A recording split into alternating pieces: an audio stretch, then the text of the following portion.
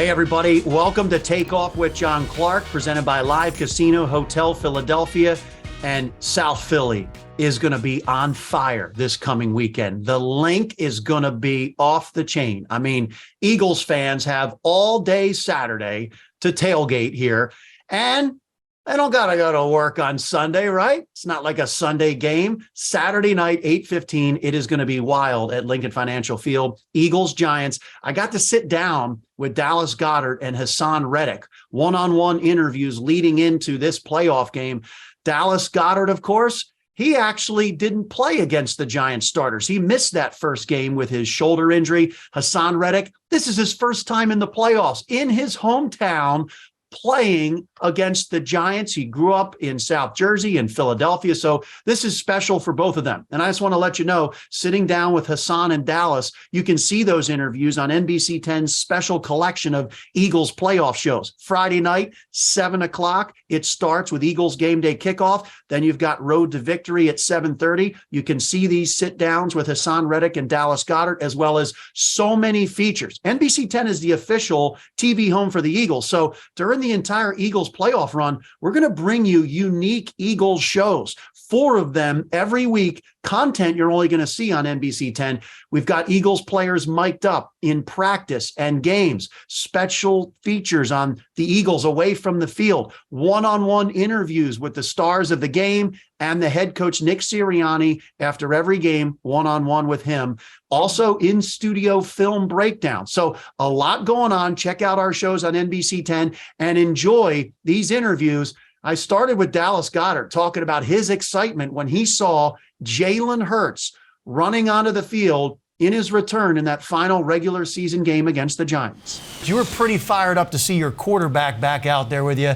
How fired up were you in that moment, the fact that Jalen was able to play that last regular season game? It was really exciting. For me, with me being injured before Jalen got injured, it was a long time without seeing him. And then, him, Fletch, Kelsey, some of the bigger name people, when they yell, the crowd gets so excited, starts screaming.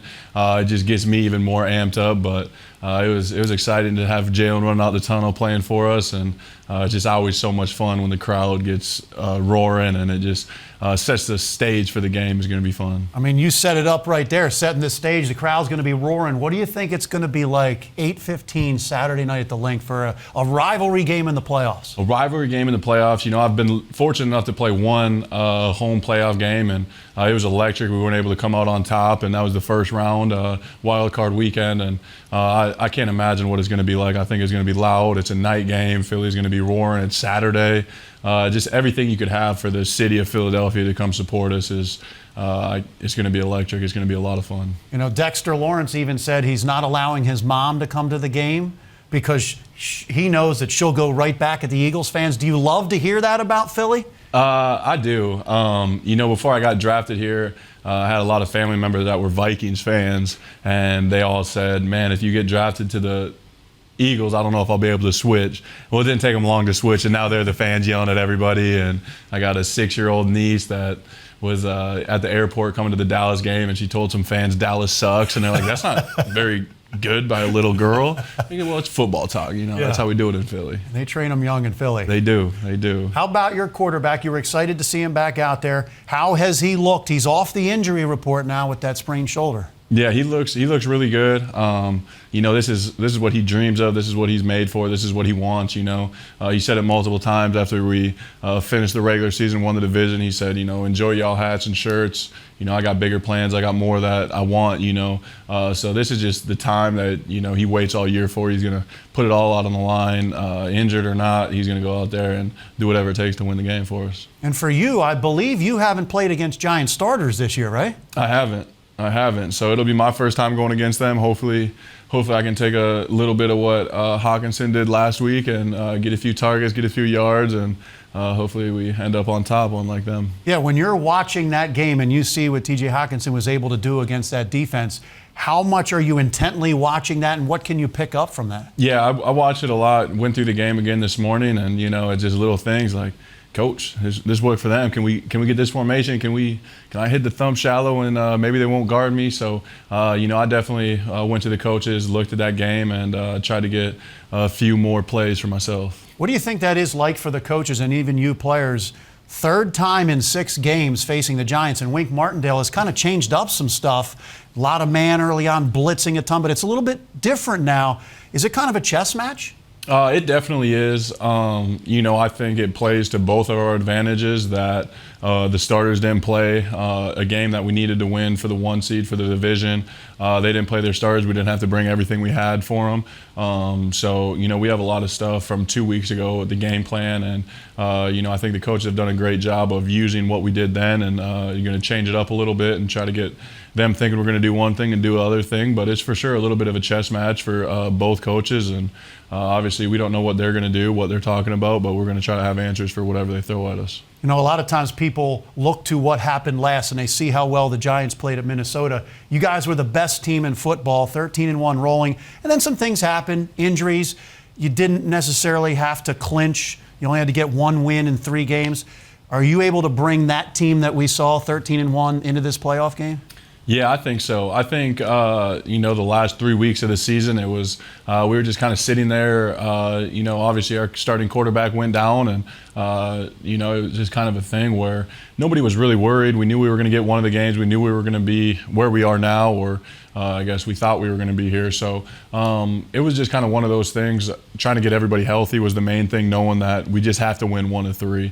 But I think we can definitely get back to what we were at the start of the season and, just go on a little bit of a run. Do you have a little bit of chip on your shoulder in the playoffs? You were on your way to being a Pro Bowler, one of the best tight ends in football, if not the best in the NFC, and then an injury happens, and then you're not even allowed to be in the Pro Bowl. Do you have a chip on your shoulder from that? Not overly. Obviously, those accolades and things would be awesome. They're a dream of mine, a goal of mine, but I don't really linger on that. We're sitting in a great spot. Obviously, if you can go far in the playoffs and possibly win a Super Bowl, we'll be playing for something that really matters. That's a lot more enjoyable than going to, I don't even know where it's at this year, a week before the Super Bowl, So hopefully we can stay in and I don't have to worry about that at all. Final question for you. You were drafted the year after the Eagles won the Super Bowl, and you probably saw the celebration in Philadelphia. It's set up the same way where you guys are home for the playoffs until the Super Bowl.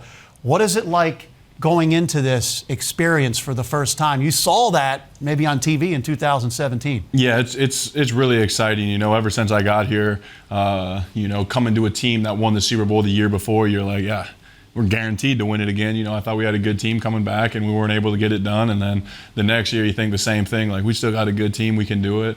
And, to be at this position at the end of the year, it's really surreal. It's really, it's a hard thing to do, to win in the NFL, win enough to be the number 1 seed in your division is pretty special. And, we're just going to take it day by day and focus on today's practice. And then when Saturday rolls around, hopefully we're ready to go and can whip some butt.